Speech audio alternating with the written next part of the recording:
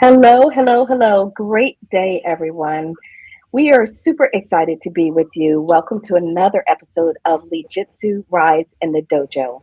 I am your host, Sensei Rhonda, and this is the show where we help leaders to strengthen the practice of leadership. Why? So that they can create healthier workplaces, they can produce better outcomes, they can make better decisions, and you know what? They can also live better lives. So, with that, on this show, together we rise. So let's prepare to rise.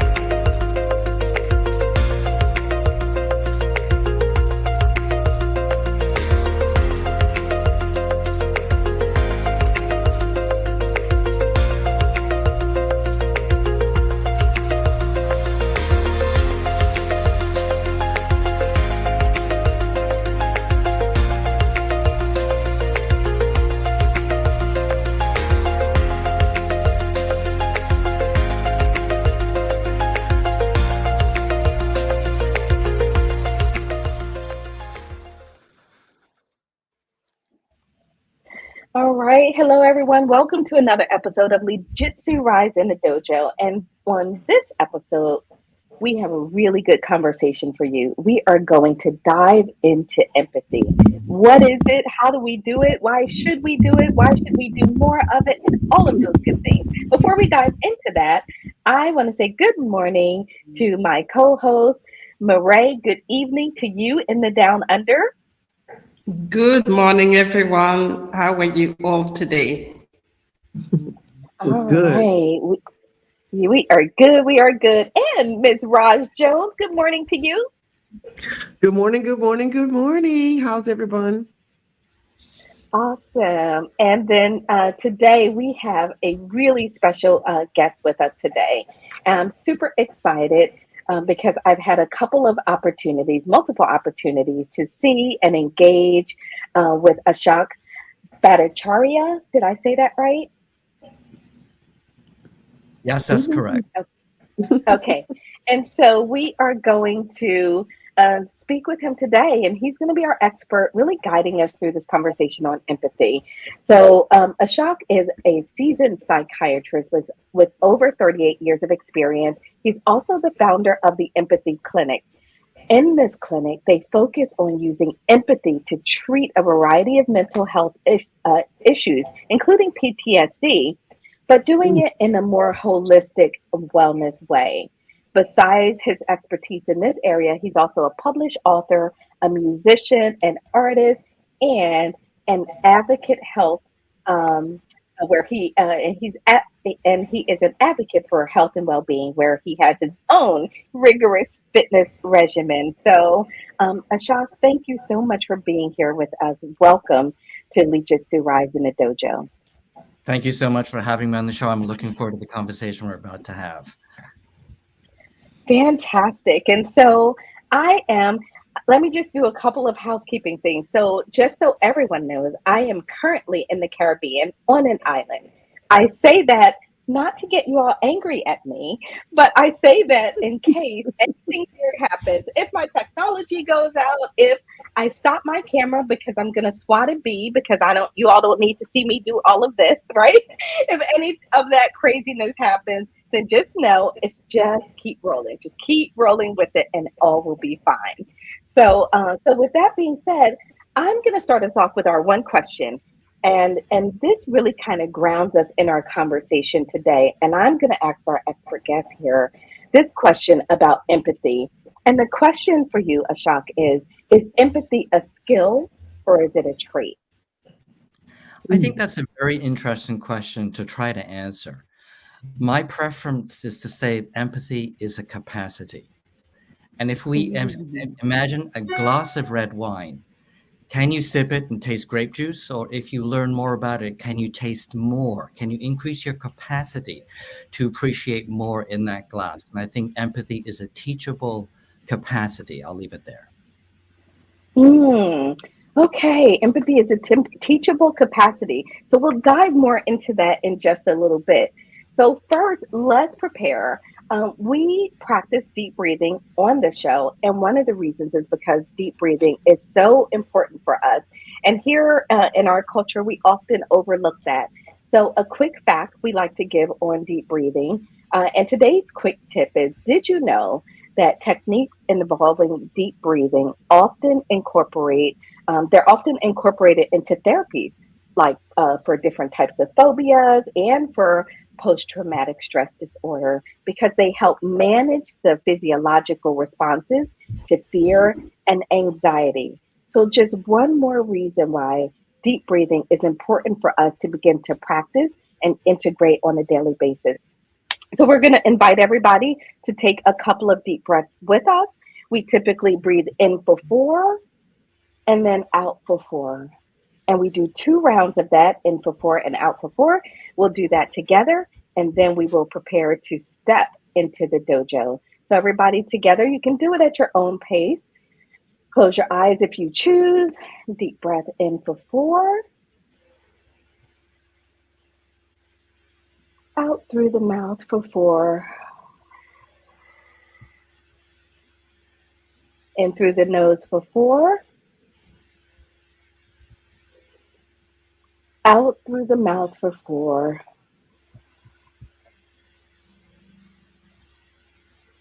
Then you can slowly rejoin us and get ready as we prepare to enter the dojo.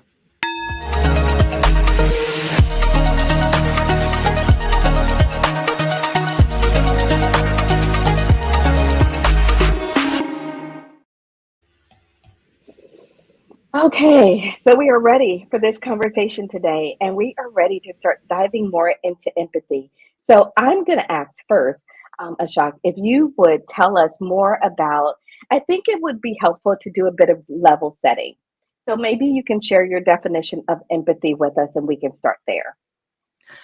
Thank you. Empathy is the capacity to imagine the perspective of somebody else while getting your perspective out of the way. And the simplest example I use is imagining how somebody's voice sounds to them.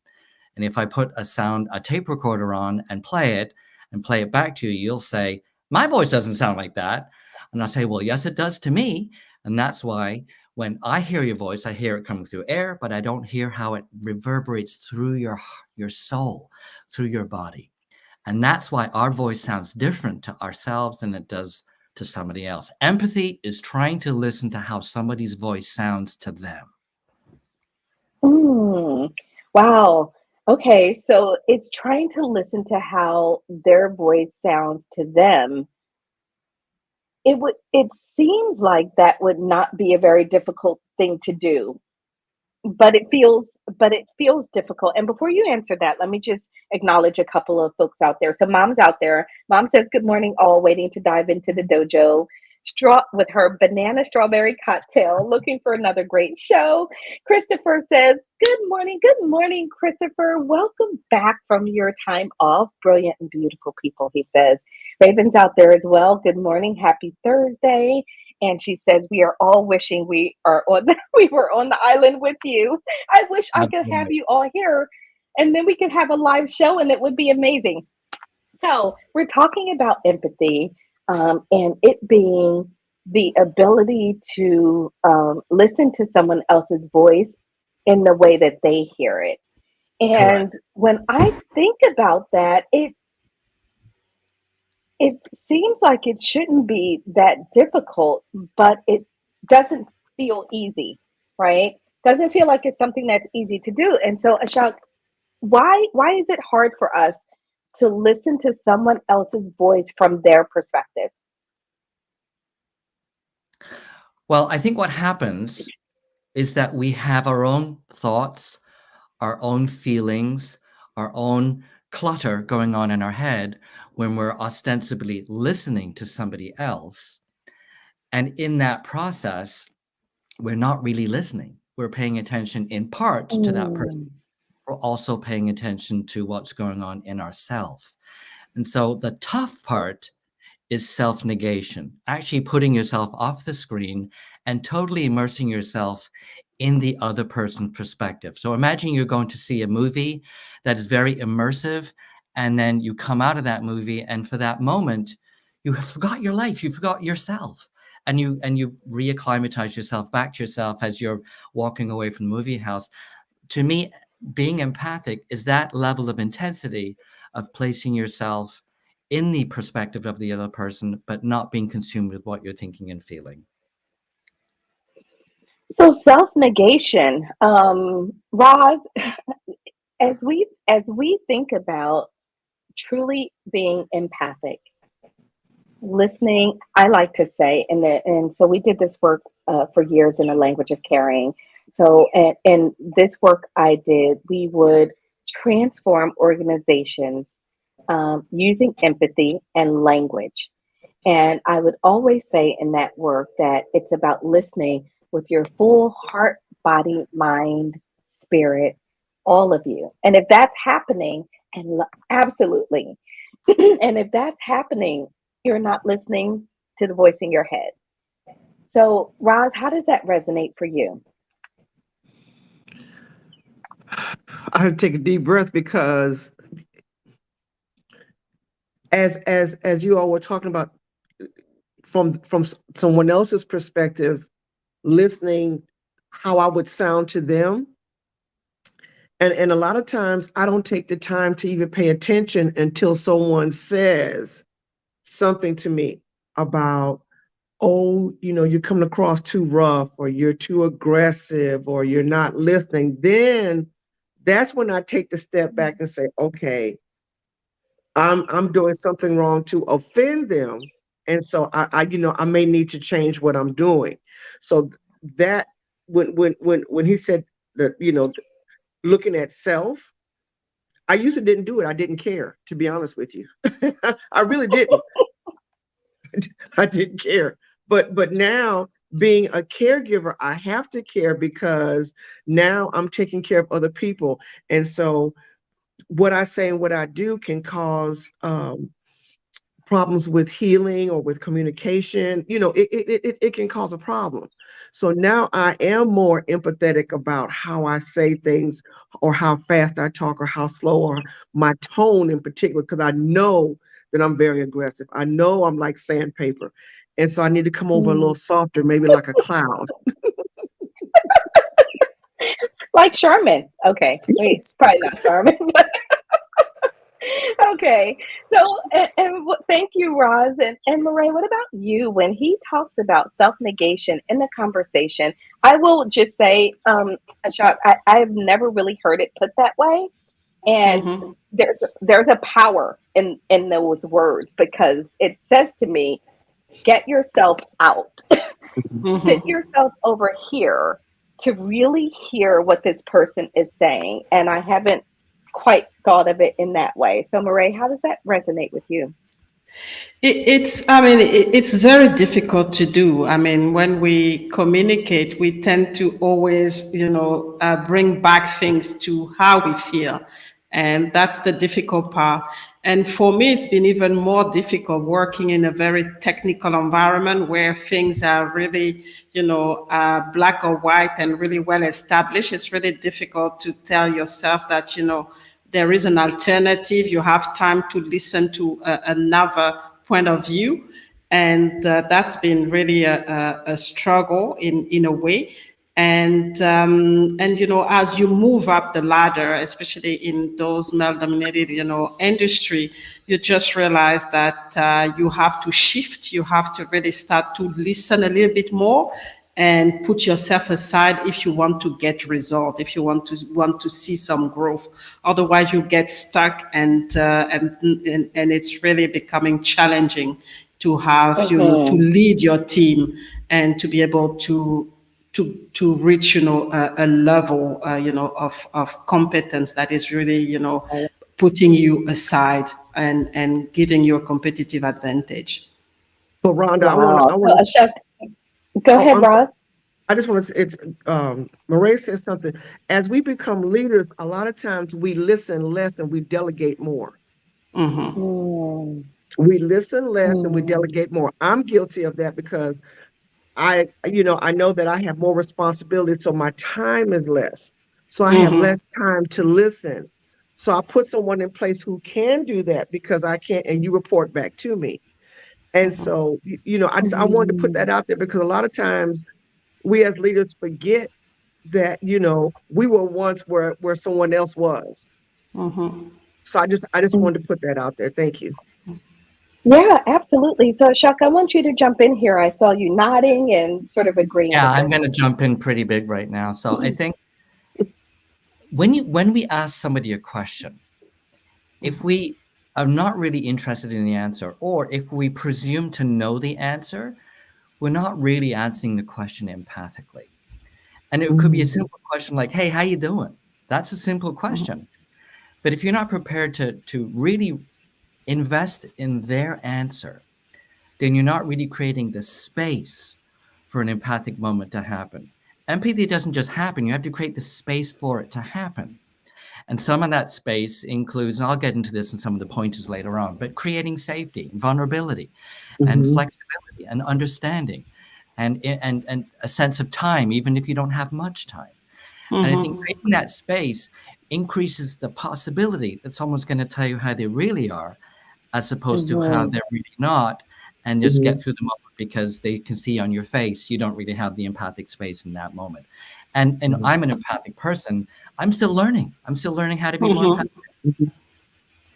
Wow.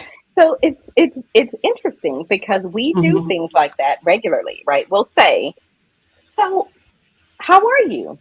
Knowing that we don't have the time or inclination or the patience, or really we don't really care about that, right? It's just a casual phrase that we use sometimes. And so what I always say to leaders is, our words matter, and we want to be careful about the way that we engage with people. And when we're asking questions, be sure that we can actually listen to the answer, right? Because if I say, "How are you?" and you go, "Oh, I'm fine," and I go, "Great, have a nice day." Oh my goodness, right? You're like, "All right, she totally missed the boat on that one." So I also feel like that we confuse empathy and sympathy. And so, Ashok, I would like for you to share with us the difference, because I would love for everyone to get really clear on the difference between sympathy and empathy, because I think most often we are responding with sympathy, or quite often, and not always empathy, and then we think that we're being empathic. I think that they can coincide. So for me, sympathy is when people feel or think the same way. They're in simpatico. I feel for your loss. I'm sorry for what you're going through. I feel the same way. Empathy can coincide with that. But empathy separates from sympathy when you're trying to understand the experience of someone that you do not have a comparative. So if I go up to a woman and say, I'm sure your childbirth was very painful, I don't know what I'm talking about. I can't really sympathize with that. I can only empathize with that. And I can always ask, what was that like for you? And someone might say, oh, it was no problem at all. It was all over. And someone might say it was one of the worst experiences of my life. And I got basically PTSD from her pregnancy, which is postpartum depression often, and other things like that can happen. So I think if I don't pay attention and really try to engage in something that I'm not familiar with, then I might falsely sympathize when I really should be empathizing.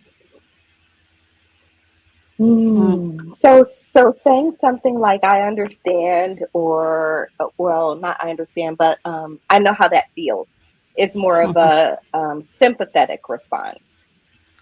I think when you say to someone, I know exactly what you're going through because the same thing happened to me last week, maybe, but that's not an empathic statement at all. More empathic is, wow, something similar happened to me, but I'd like to know how you felt about the way that happened to you from your perspective. That's an empathic way to fix that comment. Mm. So again, you are clearly moving yourself out of the way. So what I heard and what you just did there is you connected with them, right? So that by conveying that shared experience, and then you got out of the way to create Mm-hmm. space, right? To create space. I keep going, I keep harping on this because so often I don't see us move out of the way. And I'm speaking for myself as well, right? Mm-hmm. I am in my head, I'm thinking, oh my goodness, this is what I would do, or this is what I think, or this is what, instead of just giving that person the space to express to me what they're feeling, what they're going through, where they are at this time. Wow. Wow. So, I know so just I spent more time on that than I expected, but I felt like it's something that is really worth elaborating on. yeah, So go ahead, Ashok. absolutely.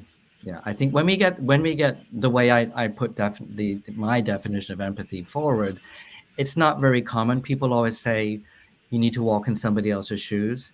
That's not empathy Mm-hmm. because that's still you in their shoes, Mm, right? You need to be them in their shoes to understand what they're. If you're in their shoes, that's just your perspective of what they're going through. That is not empathy. Mm-hmm. Whoa. Roz, what's that look for?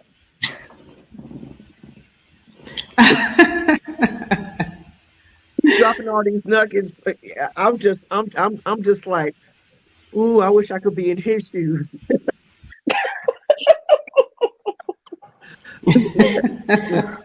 Oh You my know, goodness. yeah, the part he said earlier, wow, I had the same experience, but I would like to hear more of, how have gone through this. I would have never, ever, done. I'll be like, oh, okay, yeah, I understand, and I would keep moving. Now, that's in part of my life, but then, like I said, the other part with caregiving, I find myself really taking more time because I understand that Mhm. sometimes the clients can't always tell me everything in 30 seconds. Mm-hmm. Right. And then also too, I'm not always there to provide a solution. Sometimes I'm there just to listen. Mm, I have to remember that. I mm. have to remember that because I'm very solution oriented. I told you I'm rough like sandpaper, but then when it comes to the caregiving, I do have a soft heart, and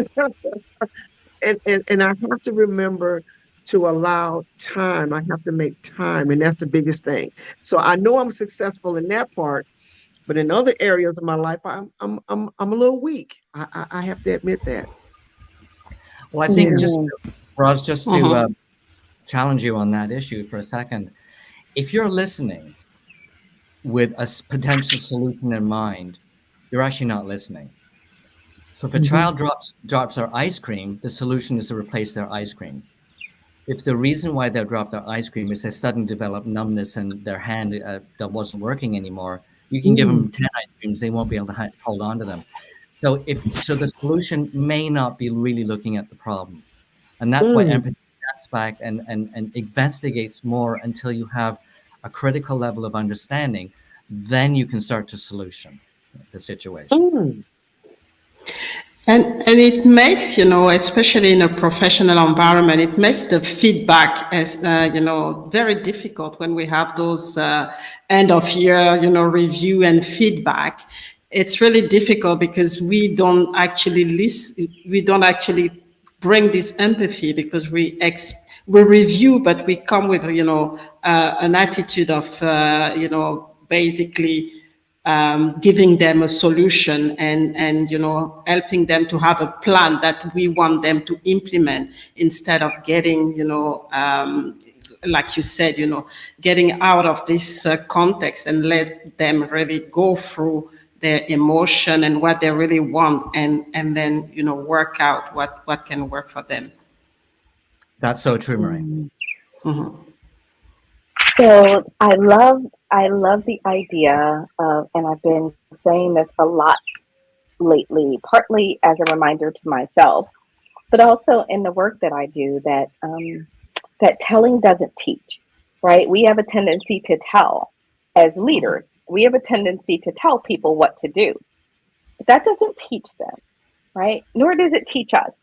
But when we can shift in the space of listening I think we are at our greatest capacity to learn, right? Mm. When we are listening, we can learn. And then not only are we learning, they are learning. And Ashok, you can tell me if you disagree with this premise. But my thinking is we don't give people the space to really convey what's inside of them often enough. And therefore, they often don't really know what's inside of them, right? Because they don't have a chance to fully explore and get that out. But I have seen people unfold like flowers when you just give them space to talk, and all of a sudden they're learning, oh my gosh, this is what I really think and what I really need, and have had them say, and I solved my own problem. Thank you for listening. Right? And I never say a word. Mm-hmm. So is Ishak, is that your experience also, or am I just like, am I like a solo in this? Well, I practice a lot of trauma therapy with people. And these are individuals who've had significant post-traumatic stress symptoms. And when that happens to somebody, their soul gets splattered and shattered. And so part of the work is helping them to bring parts of themselves back together. And some of those parts have been disavowed. So just to answer the question more precisely, if I say, oh, you should try this and you should try that, that's not going to work. When someone can articulate in a safe way what they need to do to bring the parts together so they can start to integrate and then find solidarity inside of themselves, I'm just helping them find that direction. I'm a little bit of the GPS, recalculating, maybe we need to try this turn or that turn. I'm not driving their car for them, right? The minute, and I always say this, a child doesn't learn how to ride a bicycle while you're holding on to it. They're actually learning when you let go. That's when they're learning. And when I'm watching a client come together and they're teaching themselves how to reorient themselves so they can come together and integrate, tears of joy when that happens. But it's not because I'm making it happen, they're making it happen. That's the difference. No, I love that. And um, I think about children are such a great illustration for us in so many aspects of life, right? We look at our children and we can take lessons and we can take different things from them. I want to touch on something that is a little bit taboo because I think this is the conversation and this is the time for it. You know, my mom always say I love a challenge and I can be a little bit edgy and risky at times. But I want to talk for a moment about politics. Not the specifics of politics, but about how we as human beings relate to each other when we're on different ends of a political spectrum. So I feel like it is really hard sometimes to have empathy for some of the things that I hear in the political world, right? And I can get very judgy about that. So my question for you is there a way for us to, we talk about leadership as a practice and we open with that. Is there a way for us to begin to smooth out the edges of our political, not our differences, but our ability to interact and engage with each other as human beings, even when we're on both ends of a political spectrum? I feel like that's one of the biggest things that's sort of ripping us apart, our communities, because all of a sudden I don't agree with you and you are now evil. You are evil and you're a bad person and I can't even be in the same room with you. It's ripping families apart.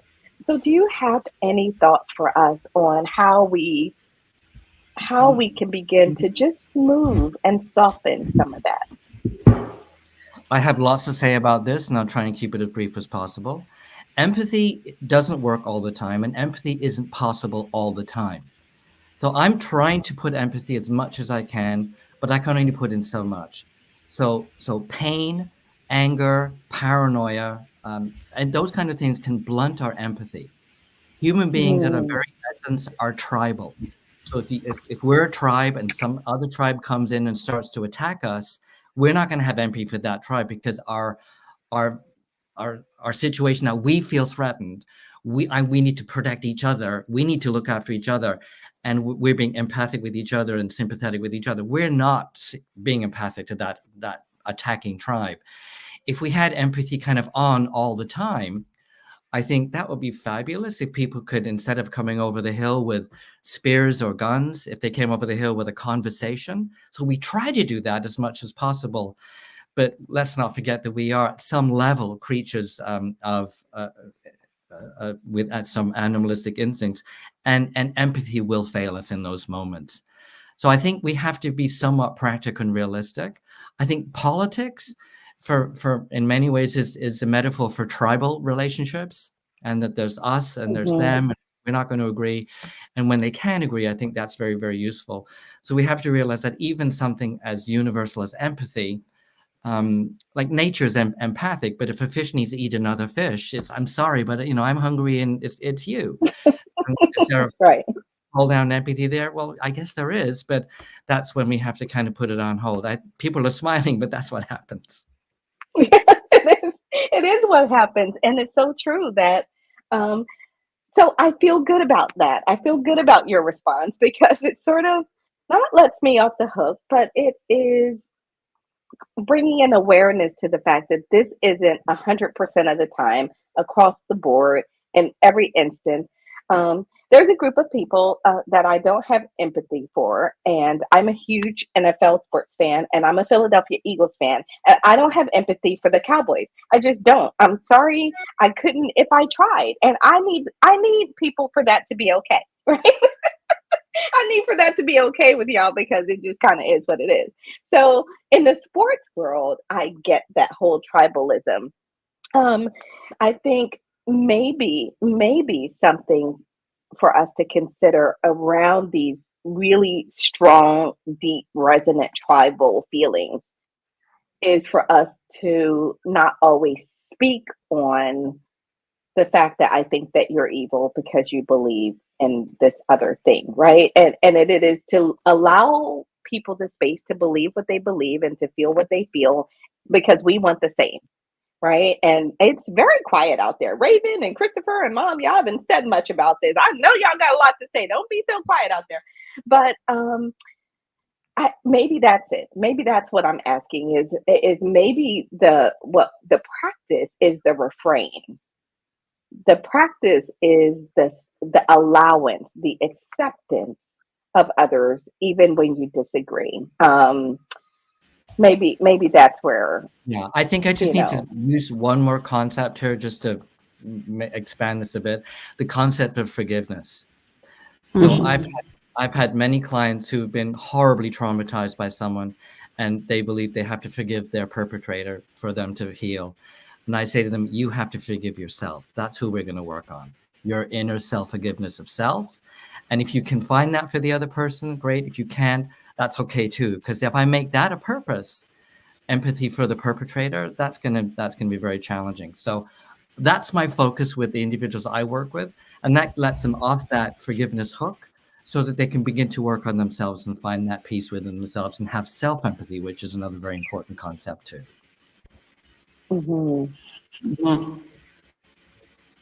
Yeah. Murray, you look like you were going to say something. No, I was going to say that, it all starts with the way we're conditioned from when we're young. There's always this, type of competition, especially right now, which actually already creating the division and not really allowing people to actually listen and really allow other people to express themselves. Even if on paper we say we have freedom of expression or everything, but it's not happening because the way we're conditioned is actually completely the opposite of what we actually saying. So it is really deep to really solve that. And it's going to need time, I think, for anybody. I mean, I don't know, how deep are the trauma for certain people, but it is really difficult because it's basically reprogramming, someone completely. Yeah. Yeah. Absolutely.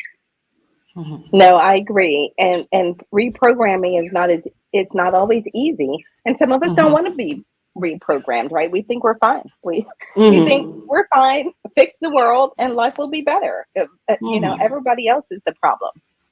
But I think we need to say that empathy isn't taking something away and putting something else in. Like that glass of wine I talked about in the very beginning, you're going to still taste grape juice, but there's so much more to taste in there. You can keep adding and adding and adding. And if the adding eventually causes a change in opinion about something, like I don't hate myself anymore, I can start to like myself, I actually might even love myself, then that's a win-win for everybody. All right. I love this conversation. Let's take a little break. And I actually want to take a break and we're going to show the Sisters Rising Worldwide. So a couple of episodes ago, Ashok, we had on our show two amazing women from an organization called Sisters Rising Worldwide. And their goal, their aim is to reduce poverty and to really help fix the causes that lead us to human trafficking, right? That cause that allow the proliferation of it. So we're going to play this in hopes that we are, number one, raising awareness about the fact that there are organizations out there fighting for this every single day, and the fact that there's something that each and every one of us can do. So we'll come back to our conversation and keep talking about empathy. And I want to move into what can we do? How can we begin to improve, strengthen, develop our own practice of empathy? And we'll do that after this.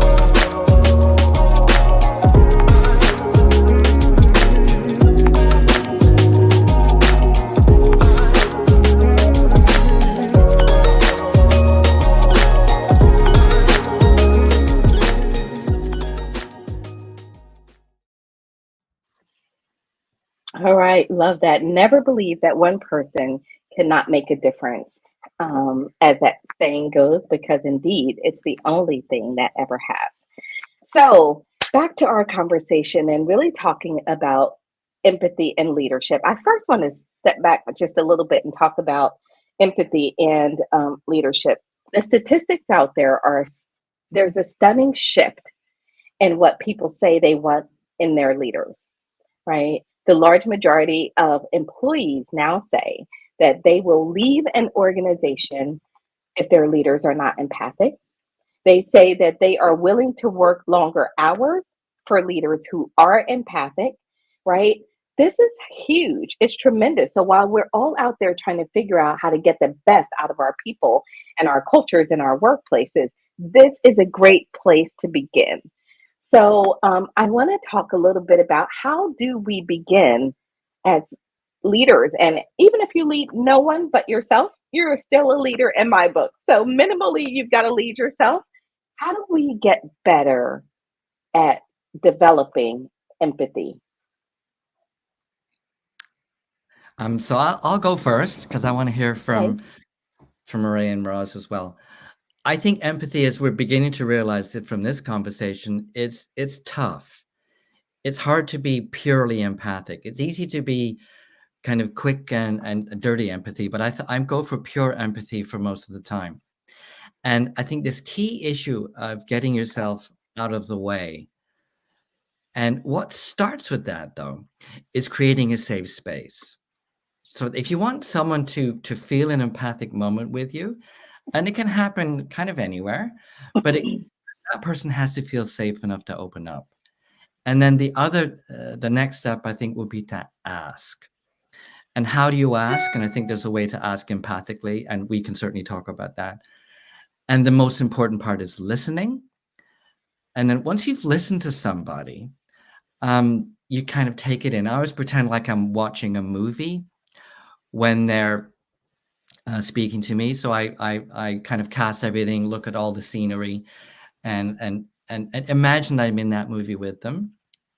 And then after that, I reflect back to them what they were saying. And if I reflect back to them what they're saying, they said, no, this part, then I can really prune in and hone in on that empathic reflection to them. And once the person has a sensibility of being understood, that person is going to be a more effective, more committed, more loyal version of themselves, certainly if they're working for you in a corporation. I'll leave it there.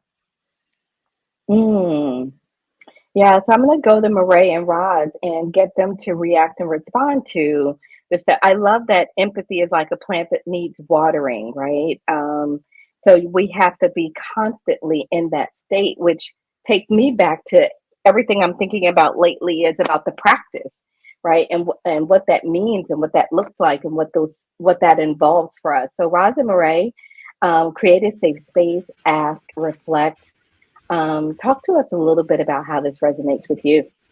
And Roz, we'll start with you. I know where I'm currently working now, there's not much empathy. And I think part of the reason is because there's a huge gap between the leadership and the people that they hire. And when I say gap, I mean an age gap. So we have people who are between the ages of 18 and 29 or 30 being led by people who are between 60 and 80. So there's a huge gap. Okay. Yeah, so there's a huge gap. So, growing up in 50 and 60 is different than growing up in 2024, 18 at that time. So our mindset was that, when we go to work, we do what they say, we don't ask any questions. These young people ask questions. They want feedback. They want you to listen. And if you don't listen, you know what? They don't mind picking up their little ink pen and lip gloss and go on to the next job. Because we're not listening. Right. And that's huge. It used to be where people would stay on jobs 20 years, 30 years. If you can get them to stay 20 seconds, you're lucky. And it's all because we're not listening and being empathetic to what's going on with them. I'm at a location now at a facility, and I've been there almost a year, and I've seen 25 people leave. Roz, bring me in.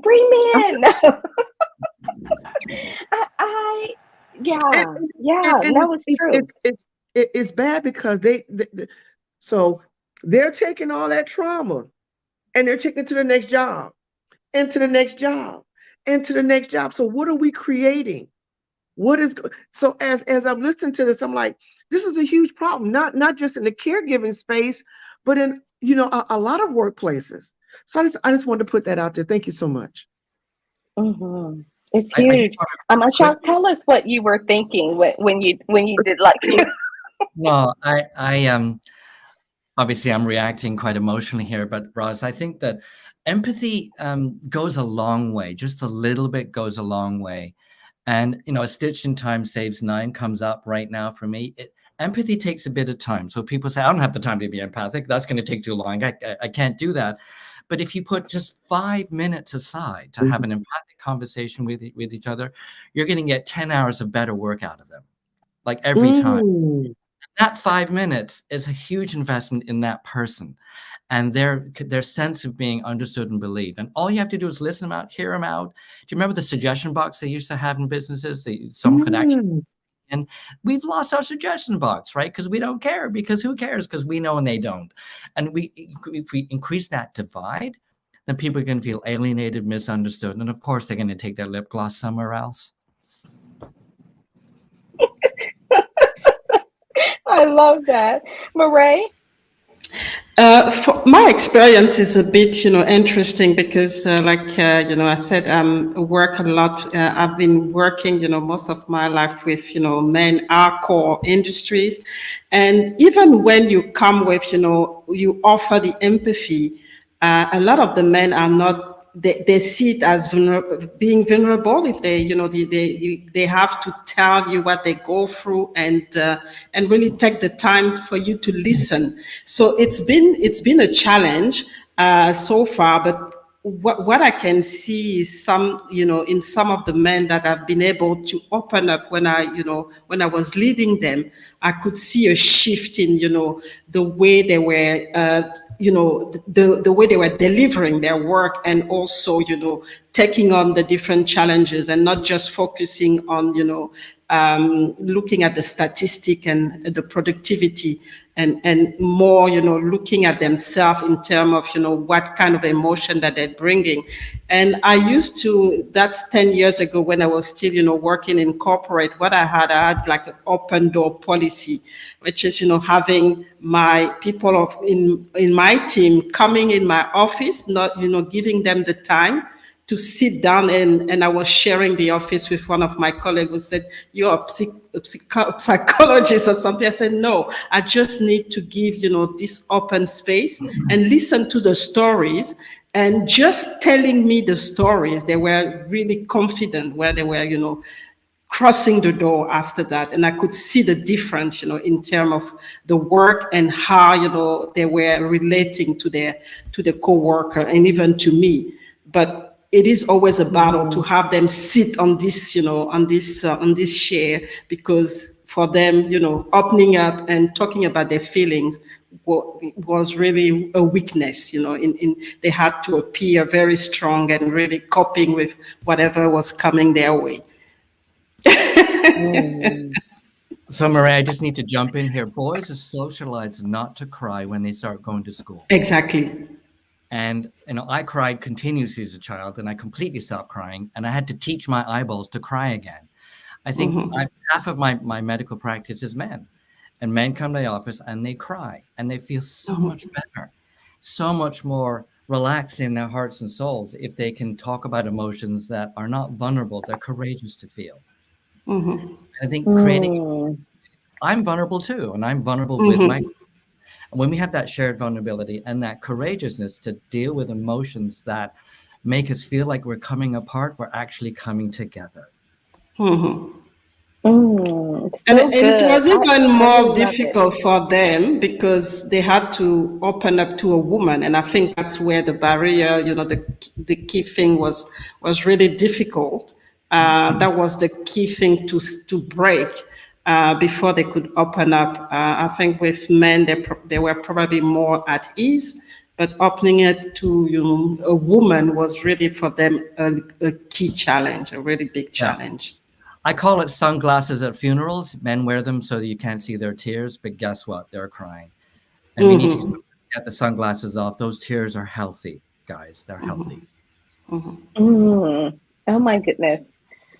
As someone who just experienced funerals lately, yeah, that's exactly it. It's so interesting. And I didn't really think about it until you just said that. Sunglasses at funerals. Something for us to think about. So a while back, Christopher said, I emphasize with the hosts and guests of shows so good, viewers forget to comment. And then Raven says, this resonates with me so much as someone who suffers from CPTSD. I truly did experience some of the things Ashok is mentioning. So I had an experience where I was talking with a leader, and we were talking about our teams and how we build connection. And we were just tossing out ideas of different things that we could do. And she said, okay. She said, I will just say I'm going to need some help because I don't know about all of you, but I don't have time to do any of this stuff that you're talking about. I am just so busy. I don't have time to do any of it. And so we ended up having a conversation offline where I invited her to rethink about what her job was. Your job cannot just be about tasks. Your job cannot just be about the thing. If you are a leader, your job is people, right? Our jobs are people who have feelings and dreams and ideals and hearts and goals. The people is how leaders get the job done, right? And really reframing that in our minds to go, okay, I'm going to do more than this checklist. I'm going to need to turn in this budget and do this thing and do that thing, to say, my job needs to be in building up those people, creating that safe space that you mentioned and talked about, and the practice of that. Ashok, what would happen if we, and this is something that we did when I was working with the Language of Caring team, is we installed this training for communication, for empathy, for engaging and interacting in orientation, and then an ongoing training. So when you entered the organization, you got indoctrinated to compassionate and caring language and communication. And then ongoing, the leaders would engage in the practice of this, right? What would happen to most organizations if that were just the way, right? And it wasn't this weird one-off thing. Well, just to make a comment here, if you see a large flock of birds flying in the sky, and it's a big ball of birds, let's remember they're flying up and down as well as left and right. That's 3 dimensions, and there might be 2,000 birds in that blob of birds. How many times do you see them banging into each other? You ever see the birds banging into each other? They kind of move like this. It's just amazing. That's called directional empathy. So they know what they're going in. Fish do the same thing. If you train people to sense where's the person next to me going? Where's the person next to me going? If we can find that directionality, we're going to work better. So I have a dance background, and I've done chorus line and classical ballet and all that kind of stuff. It's so cool to see a group of people who sense where each other is going. And when you see a chorus line or people dancing together in unison, a corporation that practices that kind of empathy is going to dance very, very well together. And their music is better too. And so that brings me to, I want to know how this shows for, because you're also a musician, right? Yeah. And so how does this show up for you in music? And I don't know, you share with me the connection there for you in terms of really building continually to develop the practice of empathy and how that resonates and connects with your being a musician. So when you're a musician, it's all happening real time. The beat's happening and the music is happening. And if I have to play something that's improvised, an improvised moment, I have to be listening and creating at the same time so that it fits in with what's happening. So you're actually listening way more to what the music that's happening around you than what you're going to play. And my favorite moment is when I have no idea what I'm going to play, but it's going to fit in because I'm really fitting in and listening to the music around me and coming up with something that complements that and makes the whole thing sound better as opposed to creating noise. There's a very fine line between consonance and dissonance, and empathy is always looking for that harmony with other people. I love that. And it's one thing that we talk about when I talk about LEADJITSU leadership. What I say is, why bring LEADJITSU leadership into your organization? It's about harmonizing. Yeah, you might have 20 great leaders individually, but are they harmonized? Are they dancing to the same beat? Are they moving to the same rhythm? That is the challenge. The challenge is not just finding great people. We can all do that. How do you get them all playing to the same tune and melody in harmony so that your organization has a resonance to it, right? Oh my goodness. Oh my goodness. We could talk about this all day. I love this comment. So Mary says, trauma's intentions shared are to silence the victims, Crying is the expression of frustration and confusion and inability to put words to the shattered soul. Shame does not belong. Wow.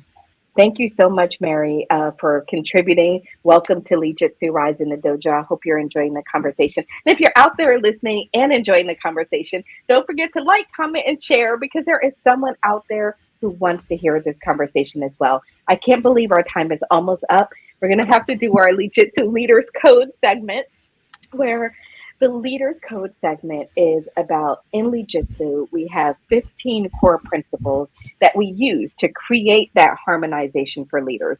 And every show I ask, which of the Leaders Code resonates for you based on sort of our discussion, where we are, sort of how that's showing up for you, right? Which one resonates for you? And so when we come back, we're going to ask everyone to share which of the Leaders Code is resonating with them for this particular segment. So we'll do that right after we do our brief little intro here.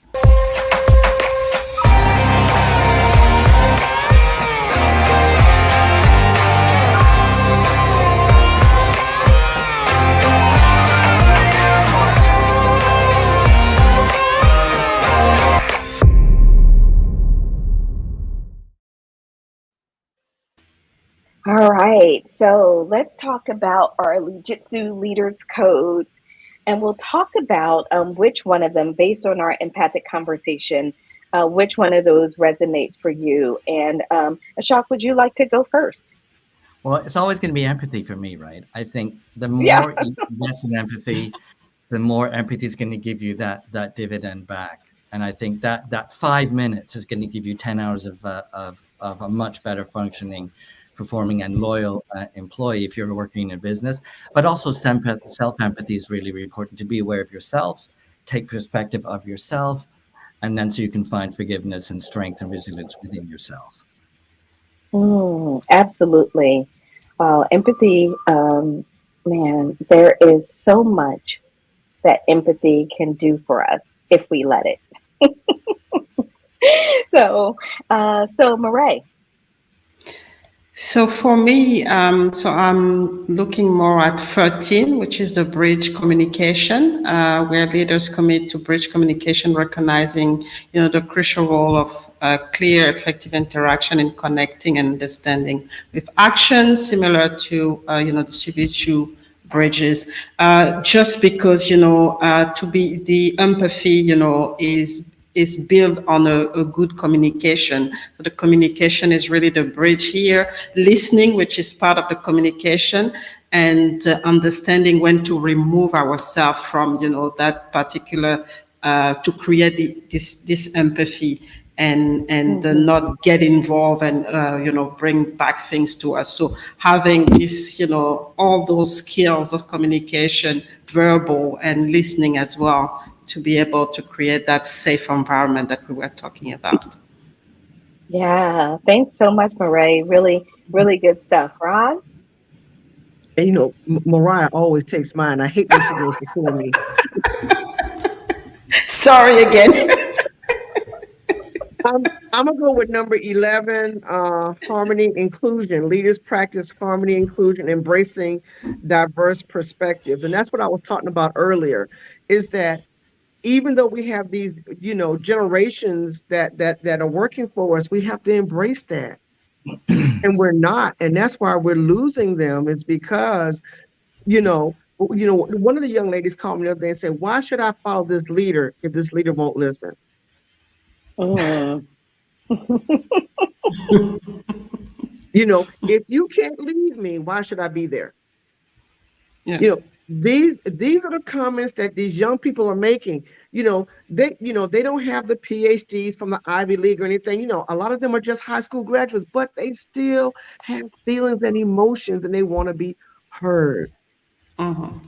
So we have to create a harmony, not based on on us, but we have to sometimes come to someone's level and understand where they are. And so when you understand where they are, then we can elevate them to to do some other things in the business. Nice. That's my nice. I I really love that. You know, in my intake process of my executive coaching, one of the questions I ask is, why should anyone follow you? Right? Exactly. Exactly Why should that part. anyone follow you? Because leadership is an honor. It's not, I mean, you can have a title. That doesn't really mean I'm going to follow you, right? It means I'm going to positionally do what you say because I'm going to lose my job if I don't. But I'm not really invested, not really following you. And yeah, there's so much there. Really good stuff. I think for me, I'm going to go with mindful self control. And I'm thinking about Mm. this personally for me and the work that I need to do. And it says Lead-Jitsu leaders practice mindful self control, maintaining emotional and action based restraint in mastering one's responses.